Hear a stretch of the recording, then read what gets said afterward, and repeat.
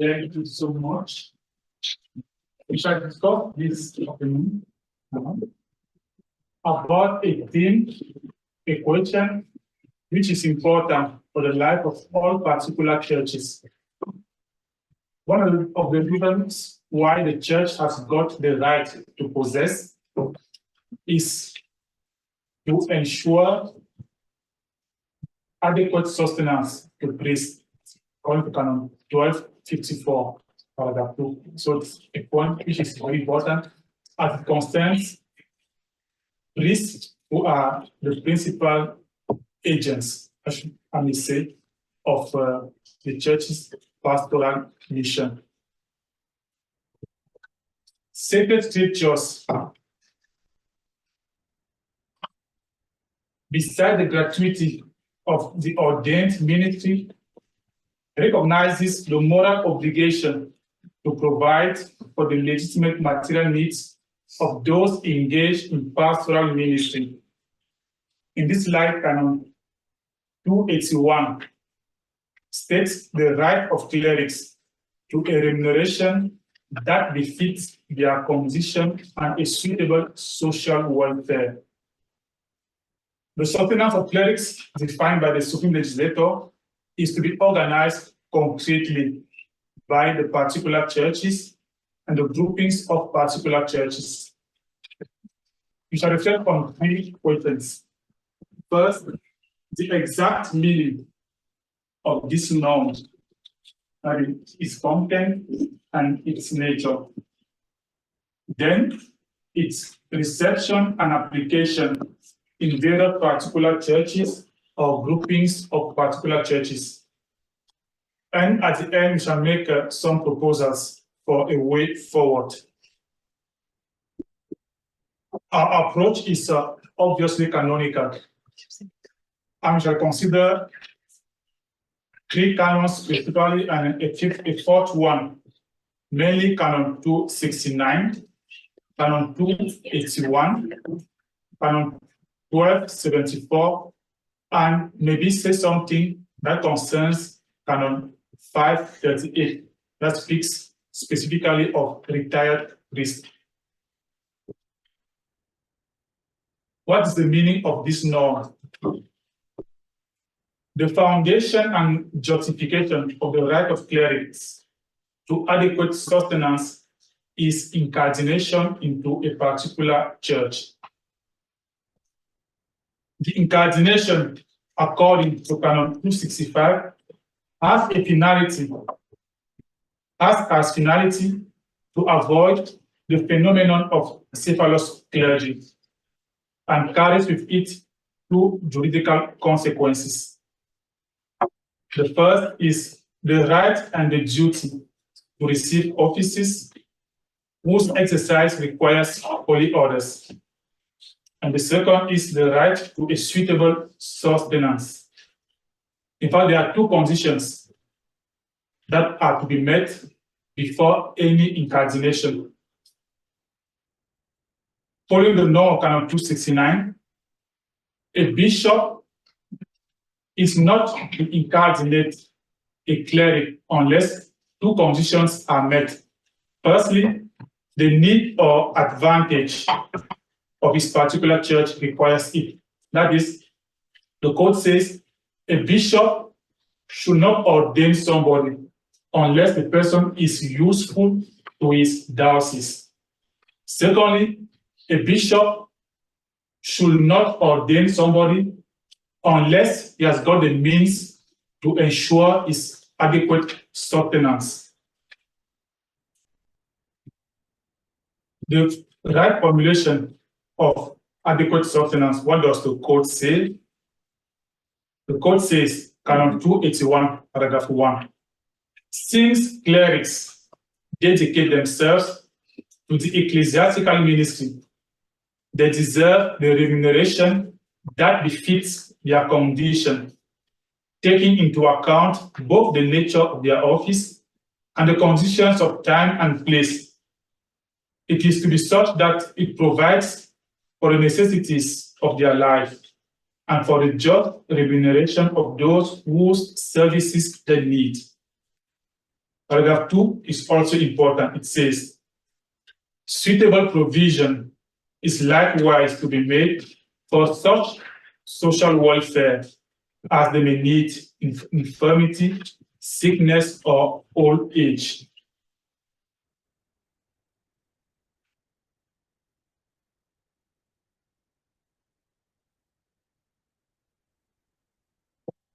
What are the constitutive elements of adequate sustenance of clerics? From Canon 281, paragraph 1 that we just read, 3 elements are constitutive of the cleric's adequate sustenance.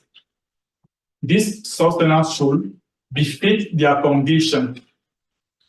It should take into account both the nature of their office, the conditions of time and place, the nature of the office, a parish priest and a curate.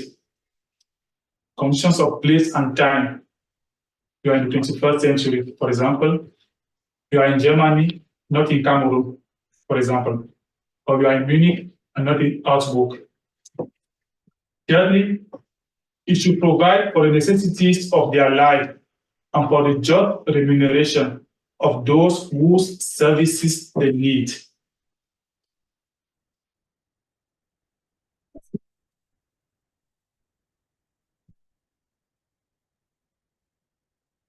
The nature of the juridical elements defined in this norm.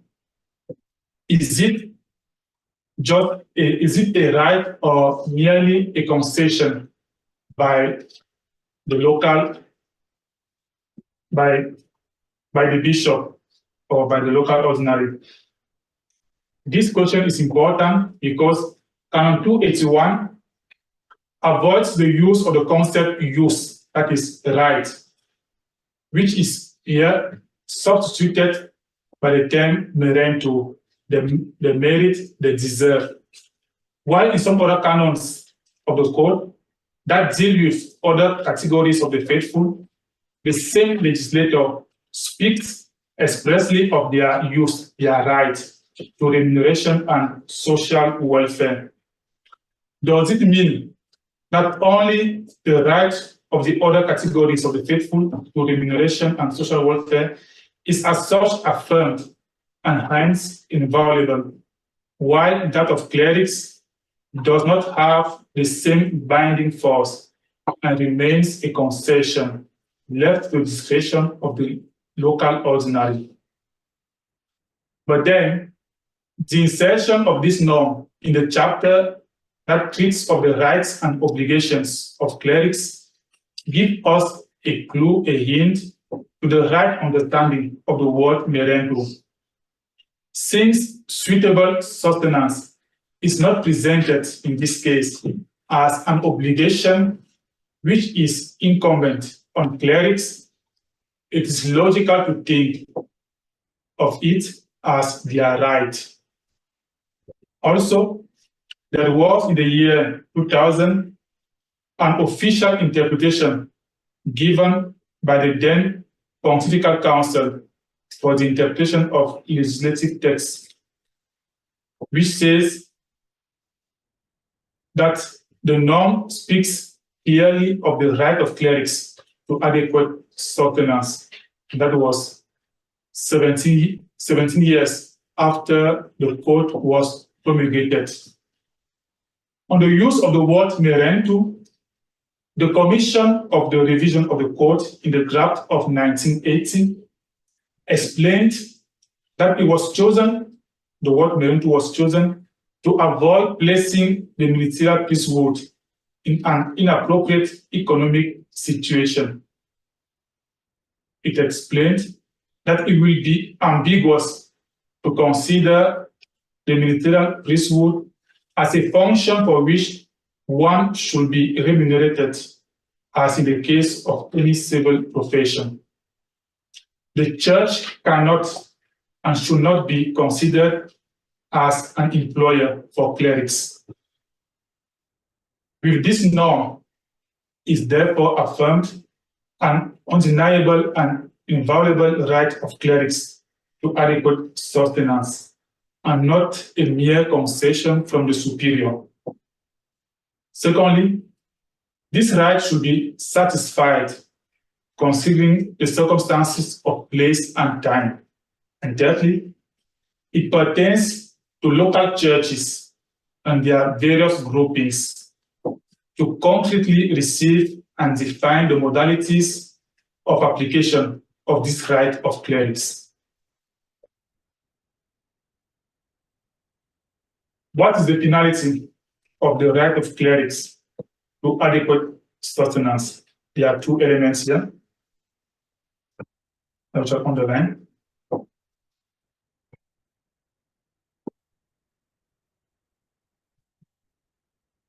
The first is this right, this norm aims at providing clerics with the necessities of life as they undertake the service of the church for their entire life.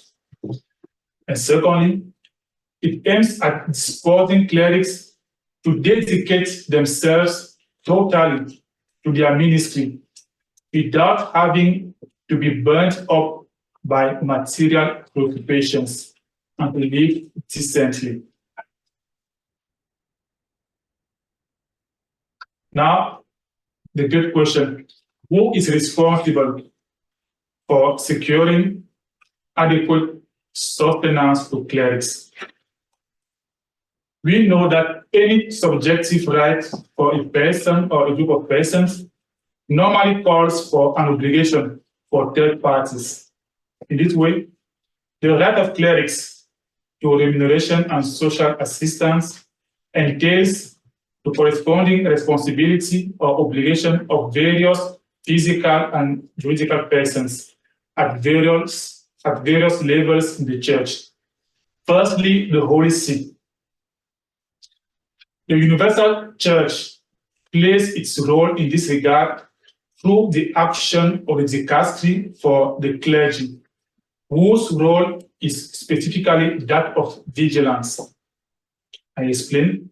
It is not the duty of the Holy See to provide materially for the sustenance of clerics. It has to see to it that the particular churches adopt policies and means capable of ensuring adequate sustenance to clerics and a good administration of the temporal goods and a proper administration of the temporal goods of the church. This competence is that of the dicastery of evangelization for the territories that are under its competence. Secondly, the episcopal conferences and the groupings of particular churches. Each particular church must have the means to assume its mission autonomously. Nevertheless, and taking into account the principle of communion, which is the theological foundation of the Conference of Bishops, the code in Canon 1274, paragraph 4, suggests, upon examination of each concrete situation, the federation of dozen institutes that see to the correct organization of the clerics' sustenance. And then comes the most important person in this group, the dozen bishop. It is the duty of the bishop to establish general dozen norms on the administration of the temporal goods of the church and also on the sustenance of clerics. This duty is not attached to the person of the bishop as an individual, but it is attached to the office that he holds. The diocese, through various mechanisms, ought to ensure adequate sustenance to clerics. We remember that we say that for any incarnation, there are two conditions, and the second is really on this point. No bishop should incarnate a candidate unless he has got the means to ensure his adequate sustenance till he dies. Last group of persons, the dozen community of the faithful. This specific duty of the faithful regarding adequate sustenance of clerics is affirmed in Canon 222, paragraph 1, according to which they are all obliged, in quotes, to provide for the needs of the church or to help it achieve its ends. And among these ends of the church, for which it acquires temporal goods, there is the adequate sustenance of clerics. The subjects of the right to adequate sustenance, who should receive it? Every cleric, whatever office he holds, deserves adequate sustenance. But then, the cleric who willingly refuses to exercise the ministry, one who without a just cause refuses to hold an office, implicitly also renounces his right to sustenance as long as this situation lasts. But then, there should always be a case study, cannot be applied blindly in a general way. In the case of clerics to whom an office cannot be given or who cannot exercise the ministry because they are under canonical penalties, the right to a befitting remuneration and a suitable social welfare is not lost ipso facto.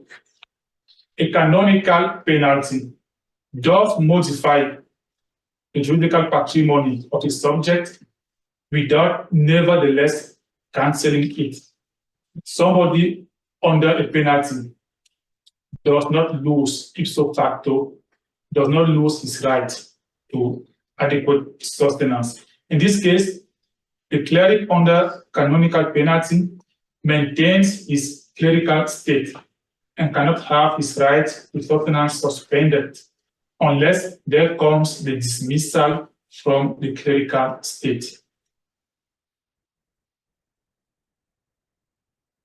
Now, we go to the second part of our presentation, which maybe is the most important, on how this norm has been received and applied by various particular churches or groupings of particular churches. We try to take an example from each continent. Reception and application of this right. As we mentioned already, though it is the duty of the universal church to organize itself to ensure adequate sustenance to clerics, it pertains in a special way to particular churches to see into it. The first example is from Italy. Italy representing the West. In Italy, the satisfaction of the rights of clerics to adequate sustenance is built around what is called the Patricia Convention between the State of Italy and the Holy See, with the protocol of the 15th of November 1984. The Commission Paritetica, that was set up to implement the agreement to revise the Concordat of the 18th of February 1984 between the Italian state and the Holy See, had to take into account principles of the Italian Constitution. In effect, the democratic state of Italy cannot commit itself to directly guarantee the sustenance of clerics. That could be a discrimination against other religious confessions. However, the state recognizes that it is the responsibility of the Republic to ensure that there be no obstacles of any kind that will prevent individual freedoms and the full development of social, economic, and religious life.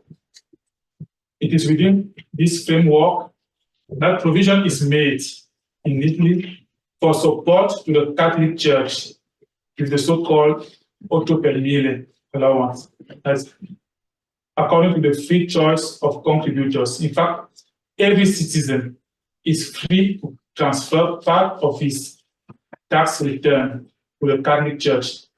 In addition, The state provides financial support to the Central Institute for the Sustenance of Clerics to enable it to adequately fulfill its functions and duties towards this, exercising their pastoral ministry within the territory of the Italian Bishops' Conference. But then, the responsibility for ensuring adequate sustenance to clerics remains the duty of each particular church in order to ensure that the remuneration and social security of all priests are guaranteed in an efficient, just, and charitable manner. The Commission has provided a form of financial equalization between the various dioceses of Italy. The remuneration of clerics is therefore ensured by three complementary bodies, namely the ecclesiastical institution where the cleric carries out his ministry, then the diocesan institute for the sustenance of clerics, and finally, the Central Institute for the Sustenance of Clerics. So exist these three institutions that take care of the same sustenance of clerics. And in Italy was also instituted an institute for social assistance. There exists already a compulsory form of insurance whose services may not adequately cover the needs. In this light, the norm gives to the Church the possibility of organizing an integrated social insurance system, entrusted not to a new separate body, but to the Central Institute and to the Diocesan Institute for the Sustenance of Clerics. It is in this sense that one of the purposes of the various institutes for the sustenance of clerics is also to provide social insurance to all clerics.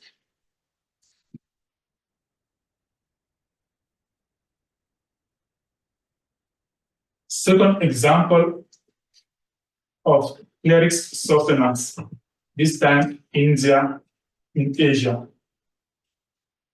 In India, the adequate sustenance of clerics follows a very complex organization according to the various rites that are present in India.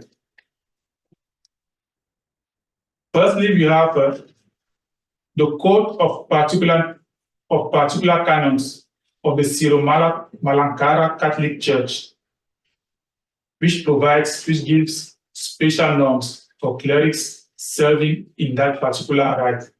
I will read to you one of the canons of this code, Canon 293. It says, the clerics who offer service for the benefit of the eparchy shall be given adequate financial support for their well-being by the eparchy. For this purpose, the provisions such as the priest's welfare fund in the parishes and institutions, and the income from land and other properties assigned for this purpose are to be formed into a common fund in the eparchy. For the social security of its clerics, the eparchy should institute a priest provident fund and insurances as per civil law. Then a second example of local norm, in the region of Kerala exists a special fund for clerics. In the statutes of the Diocese of Pala in Kerala, is established a trust called Association of the Diocesan Clergy, Pala. This trust sees to the administration of the priest welfare fund and other welfare arrangements for the sustenance of clerics. Some other example from the Syro-Malabar Church. There exist particular norms for the adequate sustenance of clerics. Currently, those norms are under revision, but I will read two of those norms to you. The parishes ought to deposit a predetermined amount at the financial services of the eparchy as monthly allowance. The clerics themselves take care of their insurance and social security. This may differ from one eparchy to the other, each eparchy being able to have its particular norms. Then in the state of Odisha, which has 6 Latin Catholic dioceses, exist also particular norms. And then it is left to each diocese to organize the sustenance of clerics depending on its financial status. Therefore, the remuneration varies from diocese to diocese. In the Latin diocese of Balazore, for example, a priest receives roughly 84 euros per month, excluding the mass intentions that he receives also.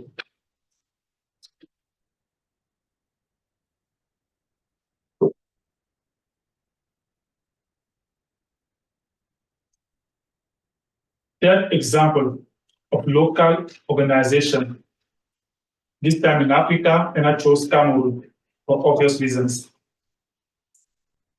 And in Cameroon, there are 5 points that we shall underline. In most dioceses of Cameroon, the sustenance of the clerics is often left to the particular community or institution in which he fulfills his ministry. Such a situation brings about a lot of inequalities between clerics and leads, obviously, to competition among them. All the same, and that is praiseworthy, 1 ecclesiastical province out of 5 and 2 other dioceses have well-structured clerics sustenance policies, though with limited means. That ecclesiastical province is in the English-speaking part of Cameroon. Secondly, some dioceses have a common and well-defined policy for priestly sustenance. It is a provincial organization that entails a common fund for the adequate sustenance of clerics at the level of each diocese with a provincial health and social insurance. In the various particular churches of Cameroon, the social insurance of clerics is better organized in cooperation with solidarity structures. The sustenance of retired priests is also formally harmonized by the National Episcopal Conference, which following the norms of Canon 538, has, upon prior approbation by Rome, promulgated in 2011, a general decree in the complementary norms to the Code of Canon Law for Cameroon. So there's something specific being done for priests on retirement, but for priests still fully engaged in pastoral life, there's not yet a common policy in Cameroon. And finally, about Cameroon, the financing of the institutes for the sustenance of clerics, where they exist, they do not exist everywhere, and also for priestly social insurance and the financing of the life of the church in general, though they can count on the ever-growing local contributions, greatly depend on foreign financing.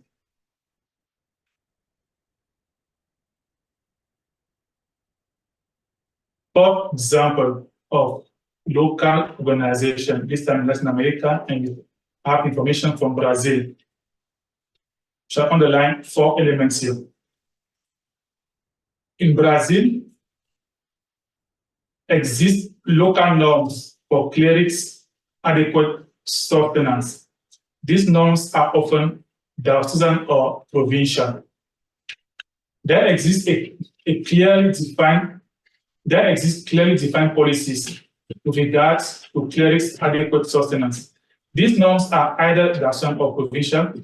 The Brazilian National Episcopal Conference has set up a clear table of emoluments for each of the 19 regions that constitute it. You can see it here, but it is in Portuguese.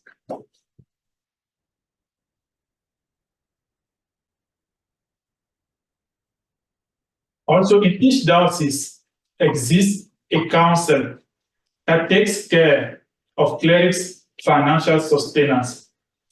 This council is not called Special Institute for Clerics' Sustenance, as Canon Clause 24, paragraph 1 says, but it has the same prerogatives. In the Archdiocese of Londrina, for example, exist special statutes for clerics' sustenance that are well defined, but unluckily, I could not translate them very well because they are in Portuguese, but the Portuguese priest from Brazil explained everything to me. Special funds for the honest sustenance of retired clerics exist special funds in the different dioceses. In the Archdiocese of Londrina, every month, a certain percentage is deducted from the remuneration of clerics still fully engaged in pastoral ministry in view of the financial support of the retirement house for clerics. So priests who are still fully engaged in the ministry must give every month something to sustain those who are already retired. In Cameroon, it is the contrary. There's something very clear for those retired, but not for those fully engaged in pastoral ministry.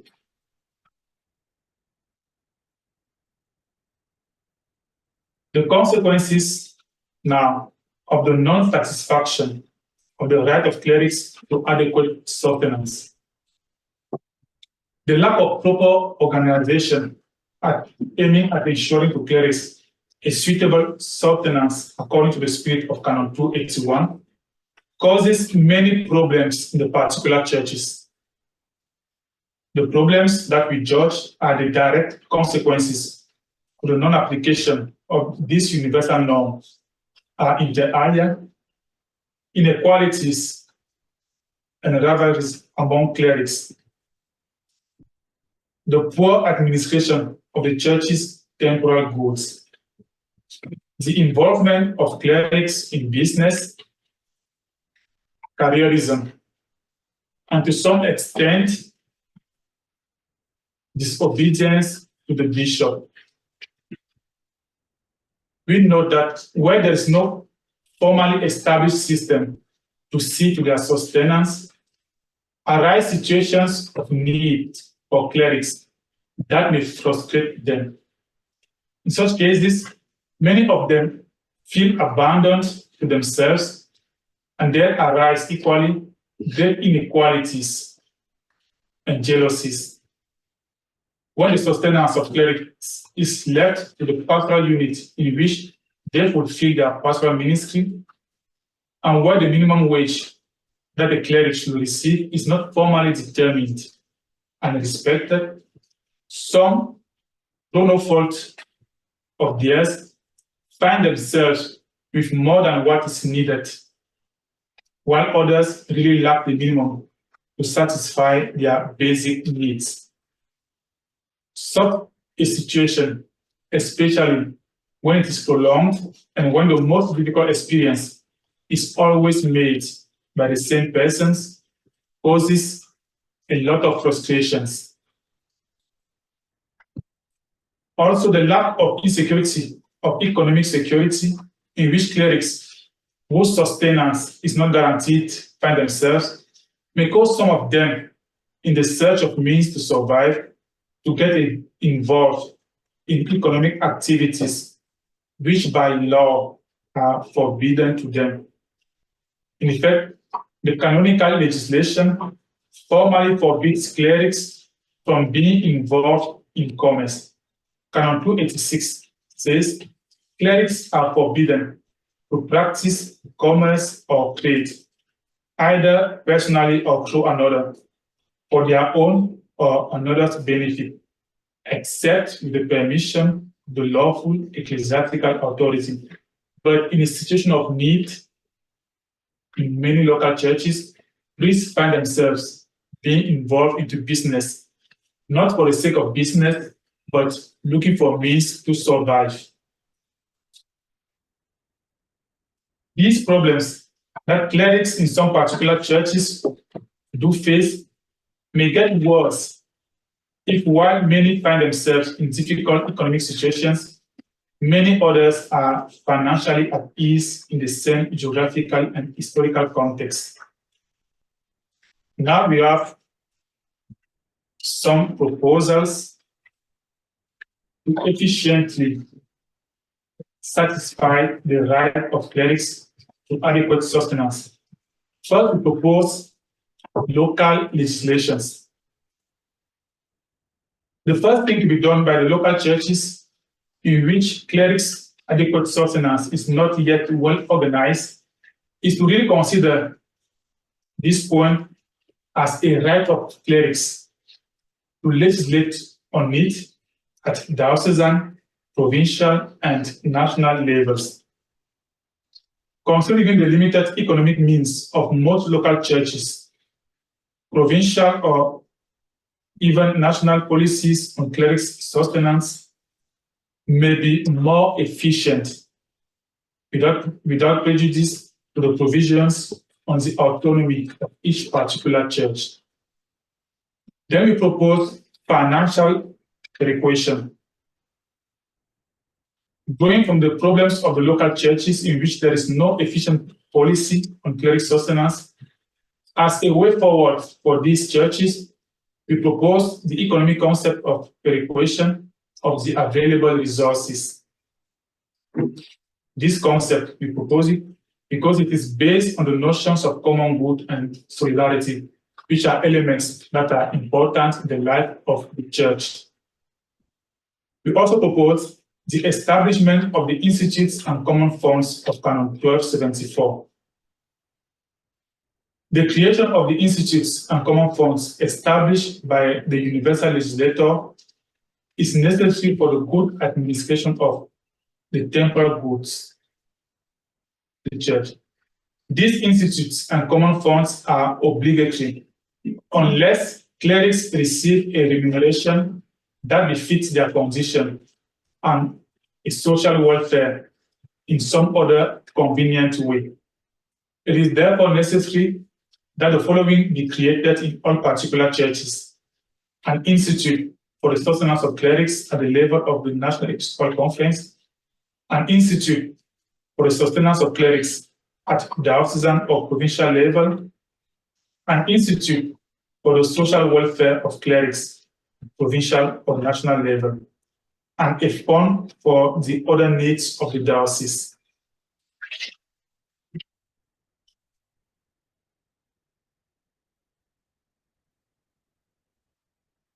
Now, we make a proposal which may be bold, but we may justify it. Proposal of modification of the existing norm for a better satisfaction of the cleric's right to sustenance. We ask ourselves if, above the duty of establishing the different institutes and common funds of Canon 1274, the Latin Code, it is not opportune that the universal legislator establishes the obligation for national episcopal conferences to make specific complementary norms on clerics' sustenance.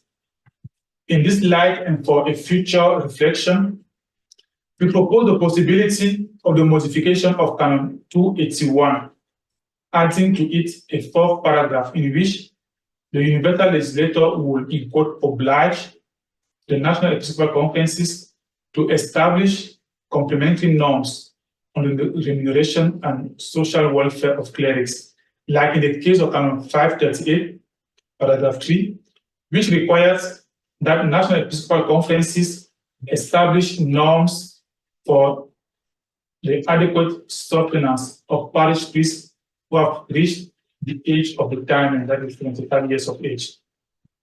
This can conveniently be a way forward at the level of the universal law, and we judge it worthy of inquiry. If there is such a clear disposition of the law for parish priests who have reached the age of retirement, why can't there be a similar norm for those still completely engaged into pastoral ministry? Because new situations call for new ordinances from the lawgiver. Now we conclude.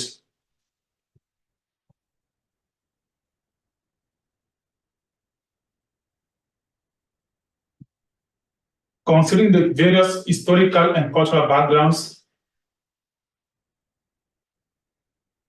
the right of clerics to adequate sustenance is in many places well organized, well provided for. But in others, it is a topic which is avoided or not dealt with properly.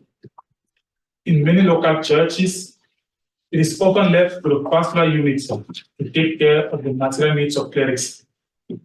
Our analysis reveals that the question of the just sustenance of clerics is not yet well organized in many local churches. To succeed in satisfying this right of clerics with reduced financial resources, it is necessary to educate clerics to be and lay faithful to a sense of communion, without trying to give to the economic aspect the prevalent importance in the life and ministry of clerics. We maintain that it is a topic worthy of consideration. Though the realities may and do change from one country to another, the problems and difficulties that they face are similar, though not always equal, especially in the global South. Thank you.